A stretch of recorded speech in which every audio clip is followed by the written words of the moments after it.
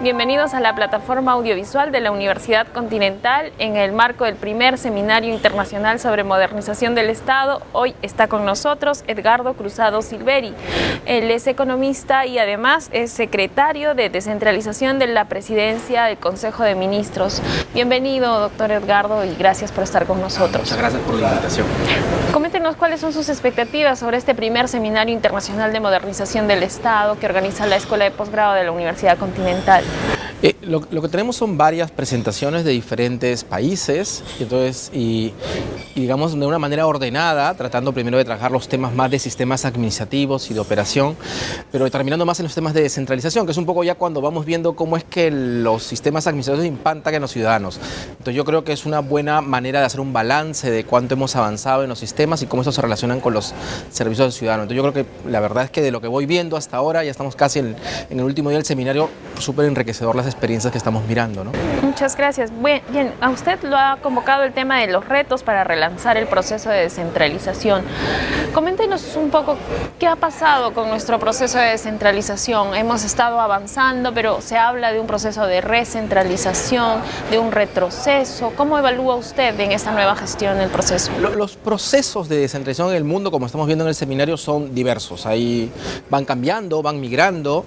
El nuestro es relativamente joven, aunque pensamos que 15 años es mucho tiempo, pero en la práctica, como acabamos de ver el caso colombiano, estamos hablando de ahí casi 35 años de proceso de descentralización continuo, ¿no? El nuestro ha tenido muchos procesos de interrupción. Lo que estamos buscando, y en realidad es una política más de Estado, es tratar de reforzar la participación de las instancias intermedias, que son los gobiernos regionales, y asegurar una articulación con los gobiernos locales. No es una tarea sencilla, es una tarea donde la descentralización ha tenido una serie de problemas, no por la eficacia en los resultados, sino sobre todo por el componente más administrativo. Es un proceso que ha estado marcado mucho por normas, competencias, funciones y poco relacionado con los servicios de los ciudadanos. Entonces queremos recuperar la idea de relacionar gobiernos más próximos con calidad de servicios en los ciudadanos. Esa relación no es una tarea sencilla, pero es el objetivo de la descentralización. Uno descentralizó no por sí misma, porque la descentralización sea buena, sino sobre todo por lo que genera en los ciudadanos.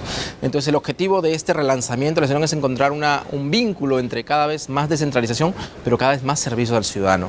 Cuando no consigamos eso, en realidad consideramos una descentralización que no está consiguiendo los efectos esperados, ¿no? Nuestro actual presidente, Pedro Pablo Kuczynski, ha hablado de un proceso de descentralización inteligente, en el que, además de modernizar y hacer más eficiente un servicio civil, también se promueva mayor inversión en las regiones. Coméntenos un poco acerca de este nuevo proceso de descentralización inteligente que ha planteado el enfoque en la descentralización inteligente tiene que ver más con dos temas fundamentales que se requieren en la descentralización. Uno es el tema de fortalecer las capacidades, o sea, conseguir cada vez gobiernos regionales y gobiernos locales más fuertes, y eso no se consigue transmitiendo capacidades, sino desarrollando esas capacidades, y eso es una competencia sobre todo regional y local. Y lo segundo es asegurando de que ese desarrollo de capacidad y ese desarrollo de competencias y ese hacer el desarrollo en cada lugar del territorio es una tarea sobre todo de los gobiernos regionales y los gobiernos locales. Y por lo tanto lo que estamos haciendo es conversar mucho más con ellos. Entonces, cuando hemos inventado los GORES ejecutivos, que es un espacio de comunicación de los ministros con los gobernadores, lo que estamos buscando es acostumbrarnos a hablar. Nosotros estamos seguros de que muchos de los problemas de eficacia en los servicios, de ejecución de los proyectos, tiene que ver con problemas de dificultades de información entre ministerios y gobernadores. Entonces, lo que hemos decidido es esto no puede seguir así. Decidimos que tenemos un espacio donde conversamos cada 2 meses con los gobernadores para que ellos planteen sus prioridades, sus dificultades con los ministros, y no esperamos mucho más tiempo, sino que empezamos a solucionarlos. La idea es enfrentar directamente los problemas que enfrentan los gobernadores para hacer cada vez una descentralización más inteligente, más efectiva, más cercana a los ciudadanos.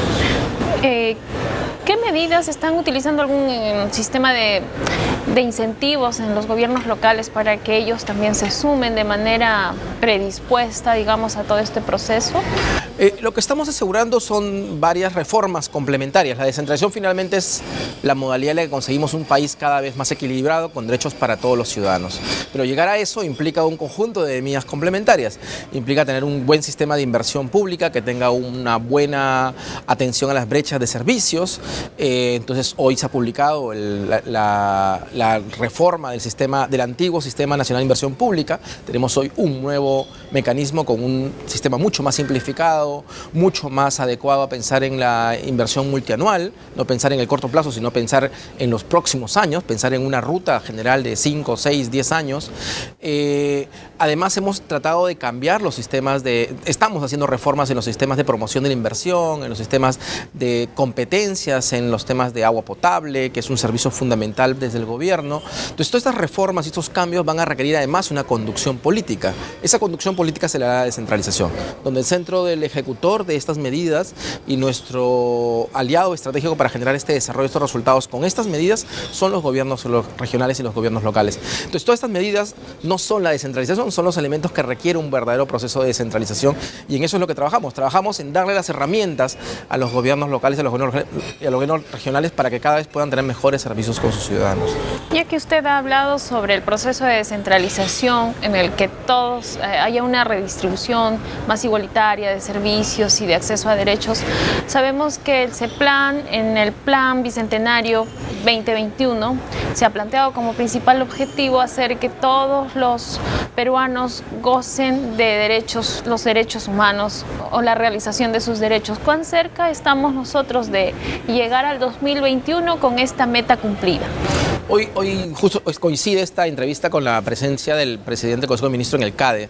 Entonces nosotros estamos trabajando con dos marcos de intervención, ¿no? Uno es al 2021, que es el tiempo del Bicentenario, pero estamos también alineando los objetivos con los objetivos 2030 de Naciones Unidas, los objetivos de desarrollo sostenible.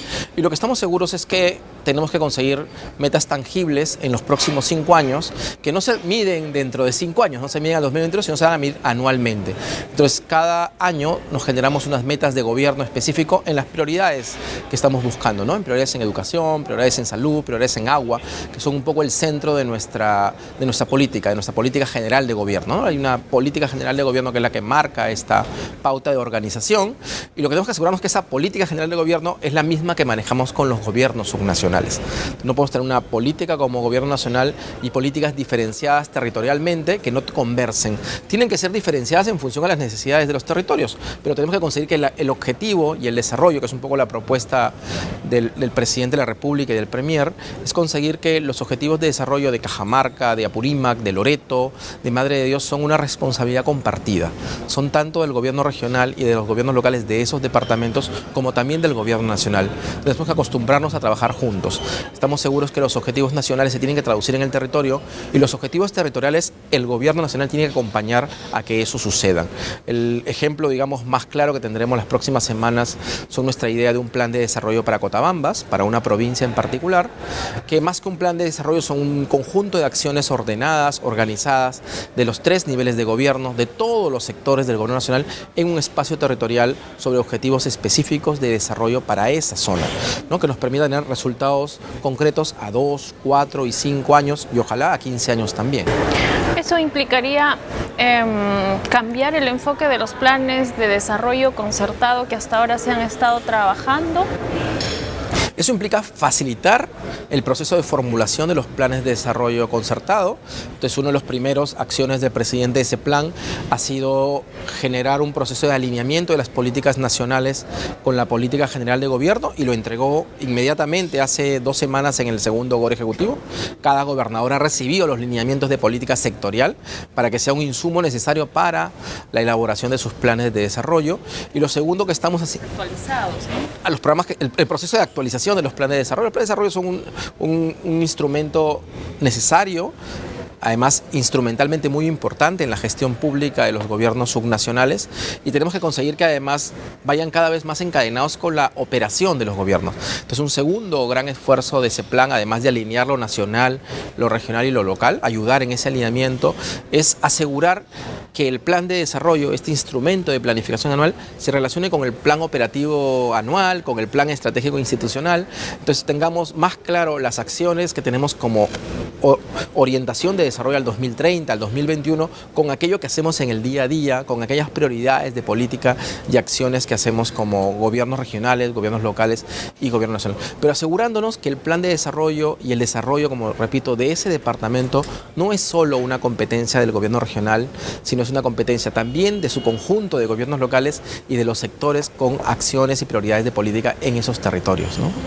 Finalmente, ¿cuál va a ser, digamos, la agenda prioritaria en temas de descentralización para relanzar este proceso?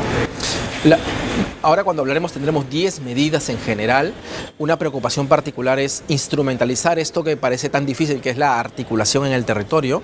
Nosotros estamos enfocados por mandato del señor presidente en asegurar que la articulación en el territorio funcione, podamos tener en una misma mesa sentados al gobierno regional, a los gobiernos locales y al gobierno nacional, con un mecanismo coordinado, ordenado. El segundo elemento es una discusión política. Necesitamos crear espacios de discusión política entre gobernadores y ministros. Discusión y diálogo político, ¿no? Sí, son ida y vuelta. La idea es empezar a acostumbrarnos a que el desarrollo, las prioridades se conversan, ¿no? En general, además, yo diría que de la experiencia que hemos tenido de los 2 primeros GORES, el espacio de conversación genera muchos resultados inmediatos y varios procesos de alineamiento que facilitan en la gestión hacia el futuro. Entonces, esos procesos tienen que ser continuos, tienen que ser al más alto nivel y tienen que ser además transparentes. Lo que buscamos es que la mesa sea plana, que todos estemos al mismo nivel y que podamos tener mecanismos de ida y vuelta. Y un tercer elemento que veremos un poco en la presentación es el reforzamiento de la instancia intermedia. Tenemos que conseguir que en los espacios de diálogo político, las prioridades territoriales, tengamos un líder. Necesitamos que los gobernadores se conviertan en los líderes, en los representantes de sus alcaldes.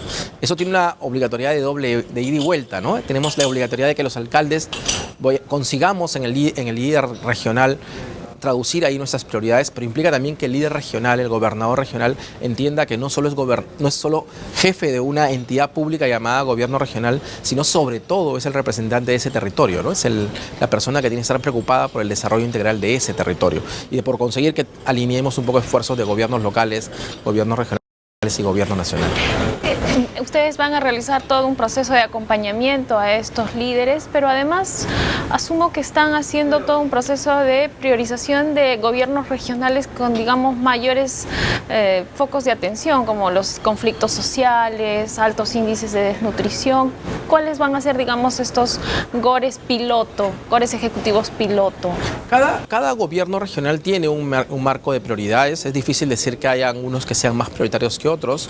Hay regiones que tienen un nivel relativo de desarrollo, de cobertura de servicios o de alguna manera de dinámica entre universidades, ¿no? La Universidad Continental, por ejemplo, tiene una sede interesante en Huancayo, con una dinámica muy interesante en la ciudad de Huancayo. Por lo tanto, el departamento de Junín ya tiene hoy un conjunto de requisitos cubiertos. Sin embargo, tiene una necesidad de potencialidades mucho mayor, donde quizás el acompañamiento del gobierno nacional es menos urgente. Ahí es un espacio de discusión más de las prioridades que tiene el propio territorio de Junín, y ahí el gobierno nacional es un acompañamiento con un perfil mucho más bajo, pero no puede dejarlo. Junín es una prioridad muy importante para nosotros. Sin embargo, hay regiones donde sí requerimos una particular incidencia mayor, digamos, ¿no? O un trabajo mayor. Eso tiene que ver con características específicas de los territorios, ¿no? Los territorios amazónicos son una prioridad muy importante de este gobierno por el nivel relativo de desarrollo menor que tienen respecto a otras regiones, la disminución de la extracción de petróleo, los problemas ambientales generados a partir de la actividad económica de los últimos años, la necesidad de conversión de esas actividades económicas, son prioridades que nos planteamos, ¿no? Tenemos que relacionar, digamos que es como la gran síntesis de nuestra prioridad política hoy en la descentralización, y es que tenemos que relacionar desarrollo con descentralización. El desarrollo y la descentralización no son dos elementos diferentes. La descentralización es un instrumento que tiene que servir para el desarrollo. Entonces verás a un secretario de descentralización más hablando de temas de desarrollo y de retos en los territorios, más que de temas administrativos asociados con la descentralización. Lo administrativo tiene que acompañar y acostumbrarse a que tiene un rol secundario en el desarrollo, ¿no? Es la herramienta que nos sirve para asegurar el desarrollo. Aquellos elementos administrativos que no ayuden en eso, deberíamos de acostumbrarnos a dejarlos de lado. Claro, desarrollo. Hablaríamos entonces de 3 aspectos, ya que lo antecedía la jefa del programa de descentralización de USAID. Hablaba de desarrollo, sinónimo de democratización y también de descentralización, ¿verdad? Sería como una tríada. Es una tríada que está relacionada y donde es muy difícil decir cómo se podría hacer uno sin los otros dos, ¿no? Entonces es fundamental acompañarnos, ¿no? Los temas de transparencia, los temas de asegurar sostenibilidad en los años es algo que nos motiva, y además es finalmente lo que estamos buscando, ¿no? Por eso será muy complejo, y capaz es el resultado de este gran seminario no pensar la descentralización como una reforma más, sino pensar finalmente en la concreción del conjunto de reformas en los territorios, ¿no? Hoy hablaremos también de servicio civil, civil, hablaremos de temas de desarrollo de capacidades, hablaremos de reformas del sistema de inversión pública, hablaremos de la necesidad de articulación en los territorios, y eso es finalmente la descentralización o el desarrollo territorial, ¿no? Quizás hay que empezar a cambiar el nombre de la descentralización y llamarlo desarrollo territorial equilibrado, digamos, ¿no? Que asegure que en diferentes lugares del Perú todos tengamos las mismas oportunidades. Ok, muchísimas gracias, doctor Edgardo Cruzado Silveri, representante de la Secretaría de Descentralización de la Presidencia del Consejo de Ministros, en el marco del primer seminario de modernización del Estado organizado por la Escuela de Posgrado de la Universidad Continental.